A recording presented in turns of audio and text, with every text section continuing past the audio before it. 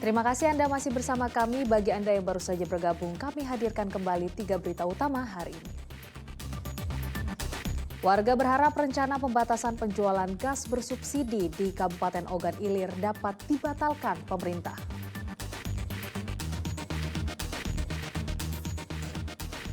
Aturan retribusi jasa uang labuh kapal di perairan yang diberlakukan Dinas Perhubungan Provinsi menuai protes dari Asosiasi Pemilik Kapal.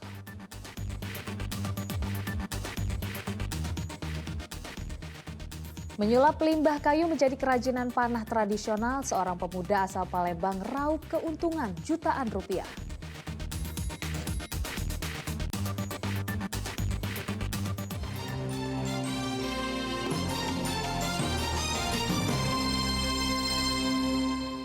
Aturan retribusi jasa uang labuh kapal di perairan Sumatera Selatan yang diberlakukan Dinas Perhubungan Provinsi Sumatera Selatan menuai protes dari Asosiasi Pemilik Kapal. Sebab pemilik kapal selama ini telah membayar uang retribusi kepada kantor Kesyah Bandaran dan Otoritas Pelabuhan KSOP. Mereka menilai aturan tersebut tidak tepat karena membebani pemilik kapal. Januari 2023, pemerintah Provinsi Sumatera Selatan resmi memberlakukan aturan retribusi jasa uang labuh kapal di wilayah perairan Sumatera Selatan. Peraturan tersebut tertuang dalam Perda Nomor 8 Tahun 2022 yang mewajibkan pemilik kapal membayar uang retribusi sebesar Rp55 per gross tonnage atau tonnase kotor. Bagi kapal yang tidak membayar uang retribusi tersebut akan dilarang berlabuh di perairan Sumatera Selatan untuk bongkar muat. Sesuai dengan kewenangan yang dimiliki oleh pemerintah provinsi, yang mana untuk pengelolaan alur itu 12 mil dari pinggir pantai ke arah laut lepas itu adalah merupakan kewenangan provinsi yang saat ini sedang kita lakukan untuk pelaksanaannya dan penerapannya. Sudah itu dengan Perda Nomor 8 Tahun 2020 tentang pajak dan distribusi daerah, tentang yang kita kenakan adalah jasa labuh dan juga penggunaan perairan. Alih-alih ingin meningkatkan pendapatan daerah, aturan tersebut justru menuai protes dari pemilik kapal. Sebab sebelum diberlakukannya aturan tersebut, pemilik kapal sudah membayar uang retribusi kepada pihak KSOP. Pemilik kapal pun merasa terbebani dengan aturan tersebut karena dinilai seperti pungutan liar.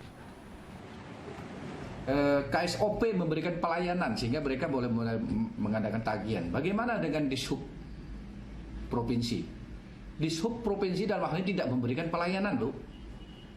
Tidak ada pelayanan sama sekali. Mereka hanya menjaga perairan. Terus kita harus lewat suruh bayar.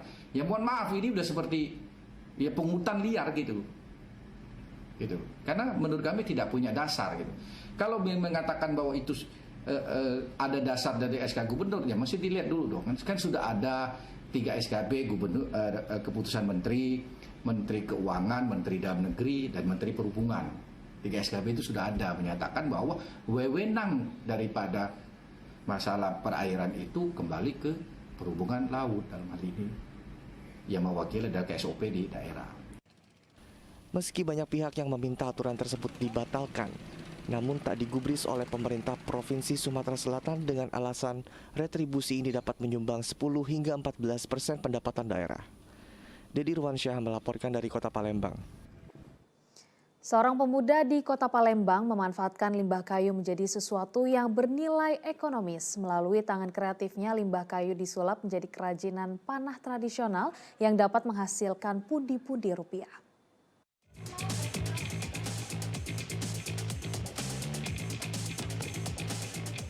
Panahan sudah dikenal sejak puluhan ribu tahun yang lalu karena awalnya digunakan sebagai alat untuk berburu dan berkembang jadi senjata. Seiring berkembangnya waktu, panahan menjadi salah satu cabang olahraga. Di Kota Palembang, sebagian orang masih menggunakan alat panah tradisional untuk melatih ketepatan membidik sasaran. Namun sayangnya, harga peralatan panah yang mahal selalu menjadi kendala bagi pecinta olahraga yang satu ini. Mahalnya harga peralatan panah membuka inspirasi seorang pemuda bernama Bambang Sumantri. Ia pun membuat kerajinan alat panah tradisional yang bisa menghasilkan keuntungan.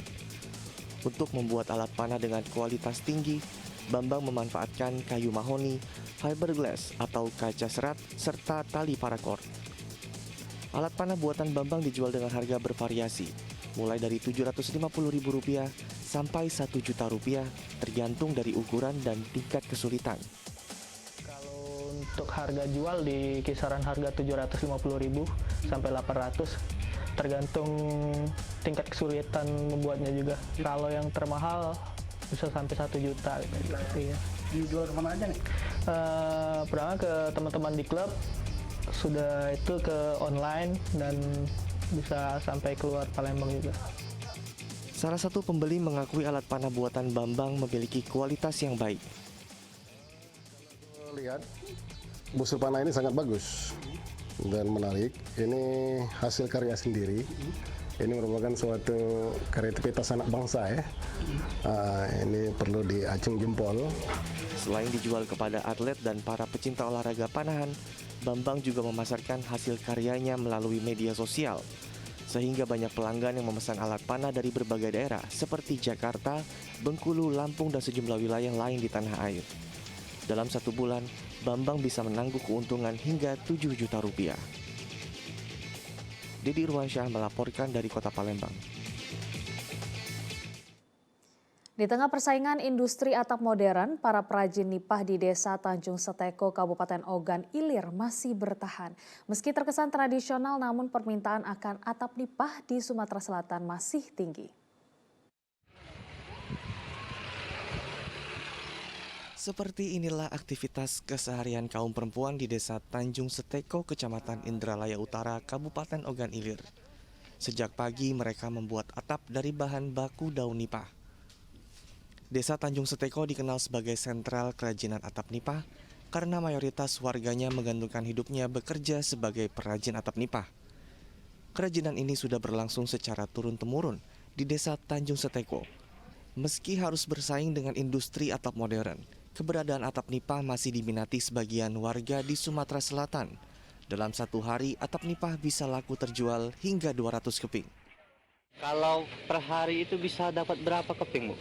200 keping. Pernah nggak, Bu, merasakan suka duka, Bu, pembuatan atap ini, Bu? Pernah. Apa, Bu, sukanya, Bu? Sukanya waktu lagi lancar. Kalau dukanya apa, Bu? Dukanya kalau lagi mogok. Banyak di harapan ke depan itu kan. Lain dari ini mentacai ya. Iya. Pacai nak ningkat lagi dari ini tujuan ya. Jangan inilah. Kalau udah kati, udah baca juga. Inilah. 1 keping nipah biasanya dijual seharga Rp2.000.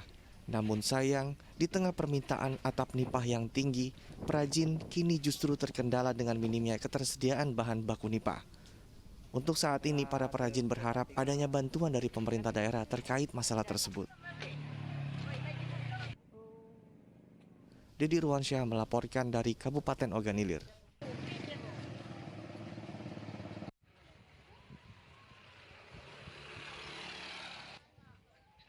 Claudia berterima kasih atas perhatian dan kebersamaan Anda. Selamat beraktivitas dan sampai jumpa.